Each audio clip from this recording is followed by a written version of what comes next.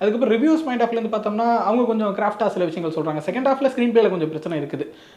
Towards the climax ஒரு ½ an ஹவரில் வந்து படத்தை எப்படி கொண்டு போகிறது எப்படி முடிக்கிறேன்னு தெரியாத ஒரு சின்ன தடுமாற்றம் இருந்தது பார்த்தோம் நம்ம. அது ஒரு விமர்சனத்துக்குள்ளான விஷயம் தான். ஆனால் இந்த அளவுக்கு இக்னோர் பண்ணுற அளவுக்கு இத்தளவுக்கு இவ்வளோ ஹேட்ரட் கொடுக்குற அளவுக்கு ஒரு மோசமான படமான்னு கேட்டால் நிச்சயமாக இல்லை. எனக்கு தெரிஞ்சு அஜித்தோட கரியரில் ரொம்ப ரொம்ப முக்கியமான படம், ரொம்ப நல்ல படம் தான். நான் வந்து என்ன இருந்தாலுக்கப்புறம் விடாமுயற்சி சொல்லுவேன். அந்தளவுக்கு ஒரு குவாலிட்டியான படம் தான். ஃபஸ்ட்டு முக்கியமான காரணம் வந்து அந்த ஹீரோ இமேஜ் அப்படிங்கிறத கம்ப்ளீட்டாக உடச்சிட்டு அஜித் பண்ணியிருக்கிறது ரொம்ப ரொம்ப பாராட்ட வேண்டிய விஷயம். யாருமே பண்ண மாட்டாங்க.